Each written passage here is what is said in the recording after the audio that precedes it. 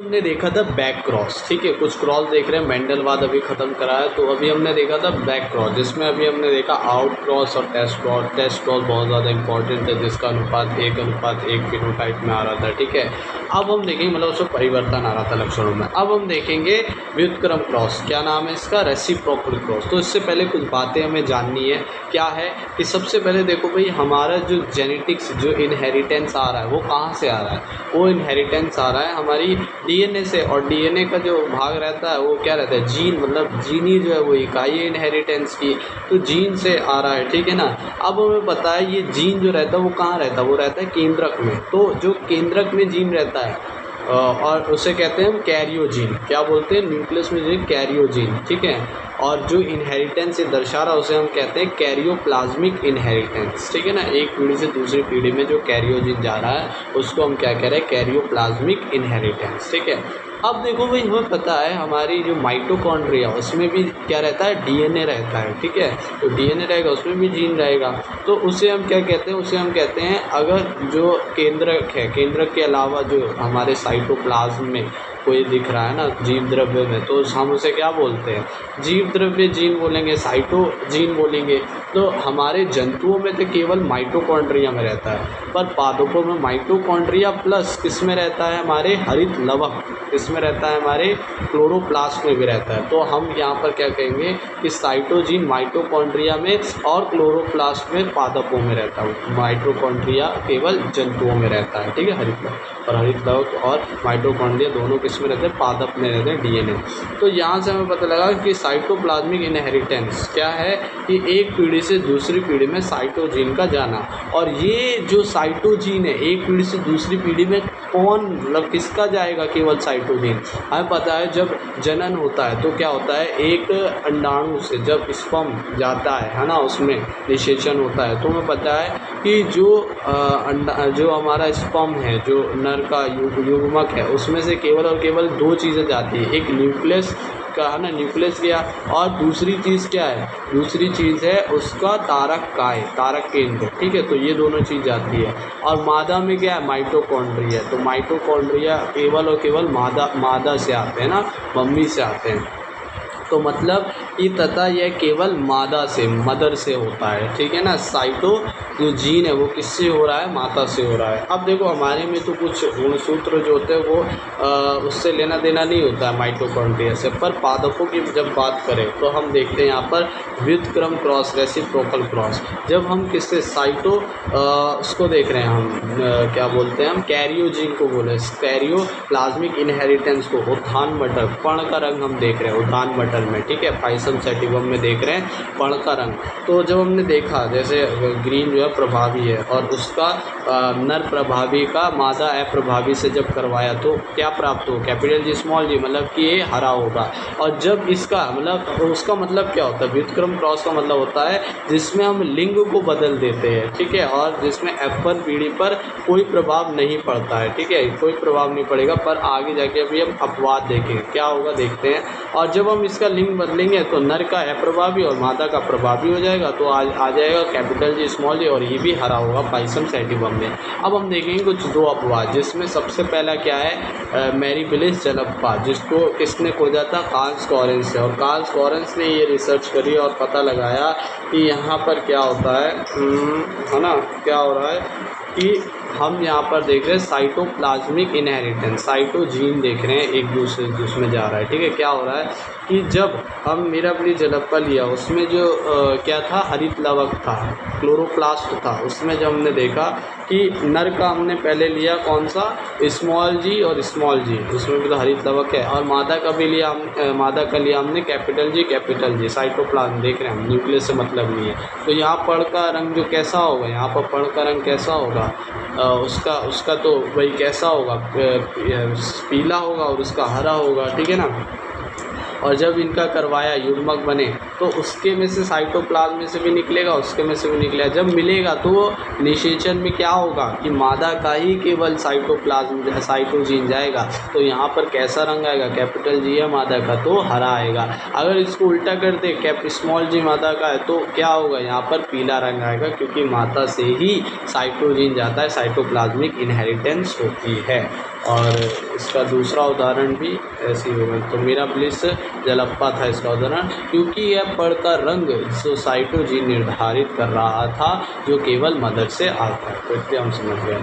अब हम देखेंगे एक अलग टॉपिक। हमने दो क्या देखी, अभी हमने दो क्रॉस देखे, एक तो बैक क्रॉस और एक रेसिप्रोकल क्रॉस। अब हम देखेंगे एक अलग चीज़ जिसका नाम है जीन क्रियाएं, जीन इन इंटरेक्शन, कि जीन किस तरह से इंटरेक्ट कर रहे हैं, मिल रहे हैं, क्रियाएं करके लक्षण ला रहे हैं। तो दो तरह से इंटरेक्शन होता है, एक एलिलिक इंटरेक्शन, एक नॉन एलिलिक, एक युग्म विकल्पी क्रिया और एक अयुग्म विकल्पी क्रिया। युग्म विकल्पी क्रिया में पता वे क्रियाएं होती है जिनका जो एक जोड़ी जीन है ना, वे कैसा होता है, एक जोड़ी जीन जो होता है वो समजात गुणसूत्र पर होता है और एक ही प्रकार का होता है। ठीक है, सॉरी, दो रूप होते हैं ना, दो रूप होते हैं, एक ही उस पर समजात पे, मतलब कि कैसे होंगे ये एक समान उसके होंगे। और वहाँ पर क्या होगा, नॉन एलिलिक होगा, यदि एक जोड़ी जीन के अलग जीन क्रियाएँ और वे अलग जीन क्रियाएँ करके लक्षण उत्पन्न करें। और यहाँ पर यदि एक जीन के दो रूप होते हैं जो एक लक्षण को निर्धारित करते हैं तो उसे एलिलिक इंटरेक्शन बोलते हैं। और ये एलिलिक इंटरेक्शन चार भागों में है। ठीक है,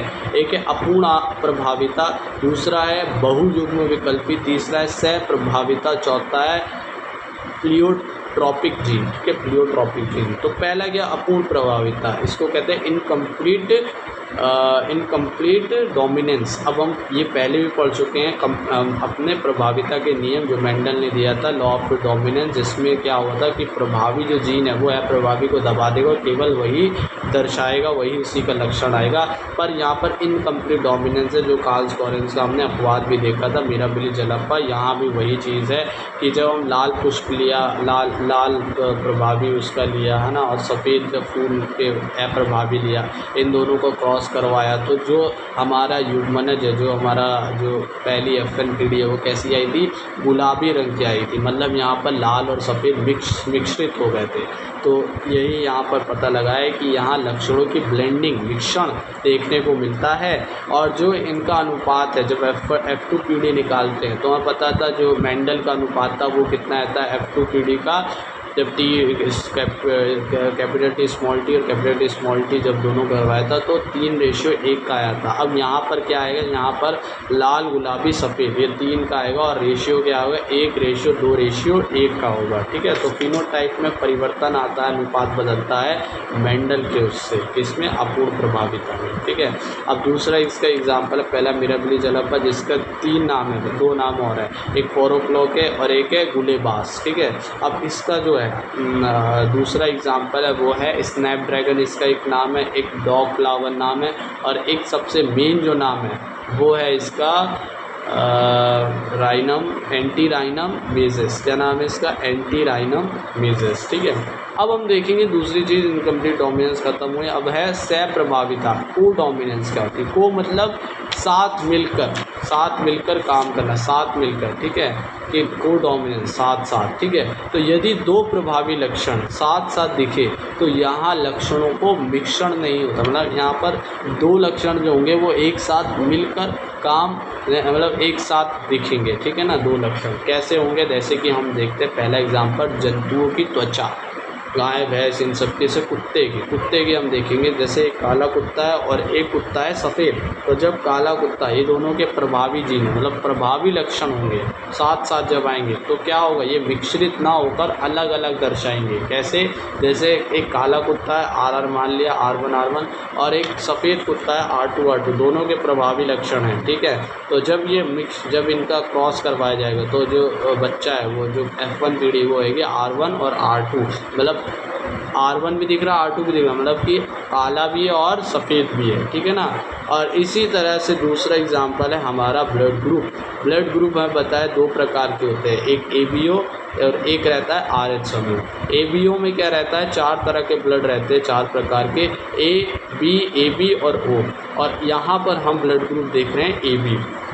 तो AP को क्या होगा, देखो जब हम इसका देखते हैं ये AB और ये A और ये B, ये सब कौन डिसाइड करता है, ये जो डिसाइड करता है ये करता है आई जीन, ठीक है, आई जीन, जिसको हम क्या बोलते हैं, आइसोग्लूटिनिन जीन, क्या बोल रहे हैं इसे, आइसोग्लूटिनिन जीन, जो आई जीन है जो निर्धारित करा है AB और O ये जीनों को, ठीक है। अब ये जो है ये आइसोग्लूटिनिन जीन जो रहता है ये 3 भागों में बटा रहता है। कौन कौन से भाग रहते हैं, मतलब एक जीन है जो 3 प्रकार में मिल रहा है, हमें पता था एक जीन दो रूप में मिलता है, ठीक है, पर यहाँ पर 3 रूप में मिल सकता है, एक IA, एक IB और एक IO, O मतलब 0, ठीक है, तो 3 प्रकार में मिल रहा है ये, ठीक है। अब यहाँ पर हमें पता है कि जब हमारा रक्त समूह AB को जब हम देखते हैं तो IA मतलब आइसोग्लूटिनिन A का और I और B ये दोनों एक साथ मिल रहे, कैसे हो सकता है ये जब हो सकता है जब IA और IB आपस में जब मिलते हैं, इनका क्रॉस होता है, तो इससे जब मिलेगा वो क्या मिलेगा, IA और IB मिलेगा और ये AB रक्त समूह बनाते हैं, ठीक है। और ये दोनों अलग अलग मिल रहे हैं, मतलब कि 2 प्रभावी लक्षण है ना, जो कि मिक्सर ना होकर एक पूरे लक्षण को निर्धारित मतलब बना रहे पूरा लक्षण, सह प्रभाविता को डोमिनेंस है एक दूसरे को, AB रक्त समूह ये दूसरा एग्जाम्पल है को डोमिनेंस का। और इसी से हमने क्या निकाला अभी, आइसोग्लूटिनिन जीन क्या था, जो 3 प्रकार के 3 अलग अलग जीन को बना रहा है, ठीक है, 3 अलग रूप के, ठीक है। तो यही हमारा क्या बहुयुग्म विकल्पी मल्टीपल एलील्स है कि यह जब एक जीन के 2 से ज़्यादा क्या हो, रूप हो, तो उसे हम क्या कहते हैं,